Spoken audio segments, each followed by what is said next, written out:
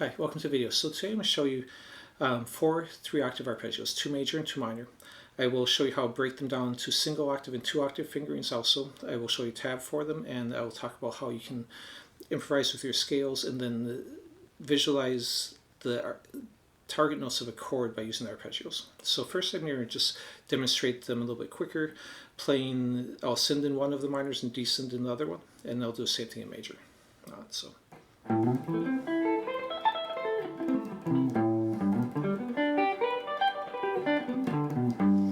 Okay, so there's the 4 shapes. Let me go through them slow now, and I'll demonstrate the first one. Basically, I'm using an A minor and G major. So in the A minor, you can consider this to be in the key of C major, if it's natural minor, the Dorian in the key of G, or the Phrygian in the key of F. But of course, you can move any shapes to any letter you want, and thereby play in any key you want. So if you're playing the key of C major, for example, you can put any of these on A, D, or E minor. So play it through slow. Now, on this beginning, I jump forward with the second finger just so I'm in position for the next one. Then I'm rolling here. Here you could use pinky, third finger, or second finger. It kind of depends on what your personal preference is. If you're used to doing a shape like this, you might be used to using third finger.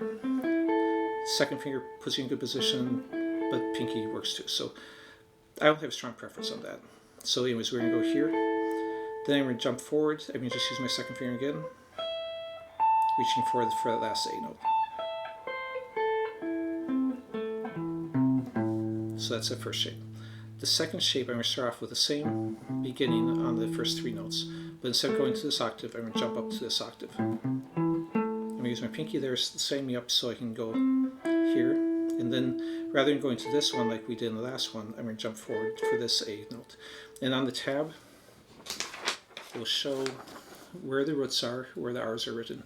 And then I'll also show how you can break it down into the 2 or 1 octave ones. So anyways, we were right here. So I'm on this octave now. Okay, now I'll do the major ones. So the first one's similar to that first major, the first minor one. I'm just jumping forward third finger, puts you in position to be here. Here I can use pinky or third finger, doesn't really matter. Here's my root again. I'm going to jump forward using my third finger here just so I'm lined up to use this next. And then the last one would be jumping forward for that G instead of coming down below. And then jumping forward instead of going to the one under it.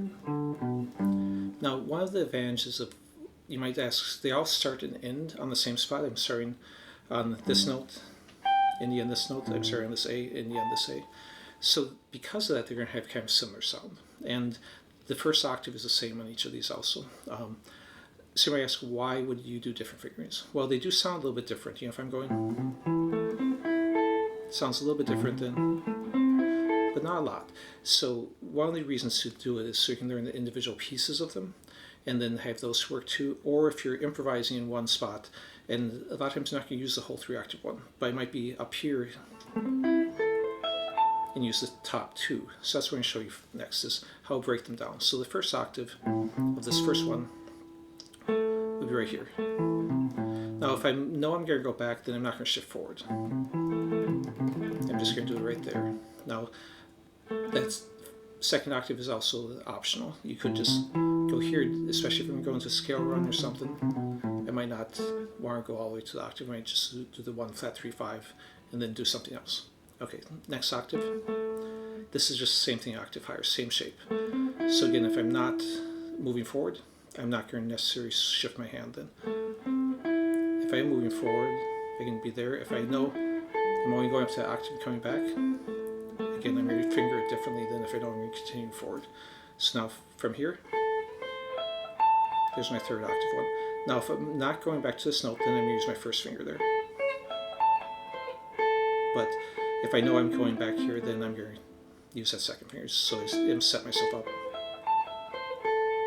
So, you know, the fingering might change a little bit depending on how many octaves you're playing. So if I do 2 octaves, I have that. If I do the 2 octaves, using the second and third one, I'd have that second fingering. So the first two octave one would be first and second octave the fingerings, and the next one would be second and third one.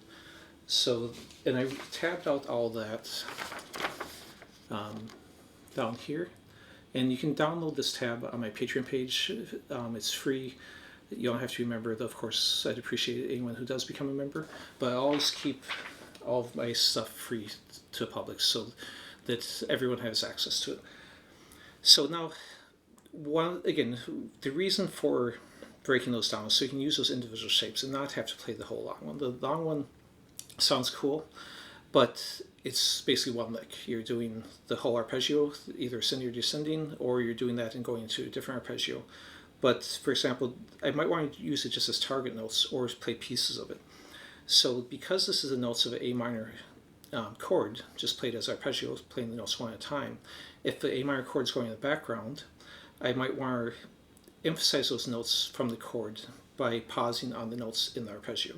So I'm just going to improvise something and watch how I'm going to put all my pauses on notes from the arpeggio. I'm also going to kind of follow the shape of the arpeggio, even though I'm playing scales. So if I'm up here in this top part,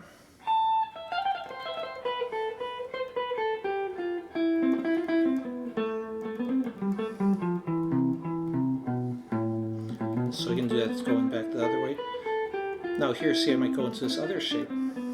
That's where it's beneficial to know more than one shape, so I can target things in any position. So I can, you may be playing here, then I can go down here into this position. And you can of course do that with any of the fingerings, and this is true of all arpeggios. So once you can kind of see the whole neck in this single chord shape or notes, like a minor or a major, that you can then move that around and you can play over a minor or major chord. Of course you can add in other notes, like if I add a B note to this, that gives the sound of a 9 being added. If I'm up here playing and add that G as emphasis, that gives a minor 7. So you don't have to limit yourself to a triad, but if you can see the triad, it's easy enough to think, okay, let's add this one more note to it. And it can even be something like, if you add an F to it, that actually has the notes of A minor plus F equals a F major 7 arpeggio or chord. So then I could be playing the same A minor, but then focus on that F more and make it sound more like F major 7 if that's going in the background. Okay, so I'm not going to tab out all of the other ones broken down, but when you look at this, I wrote an R next to all the roots, so you can look at those and just take one octave or take 2 octaves and do that yourself. All right, I think we'll leave it at that for this time. If you like the video, please leave a like or subscribe or leave a comment. Any questions, I'm always glad to answer. I answer all my questions on it, so just leave it in the comment section. And thanks for watching.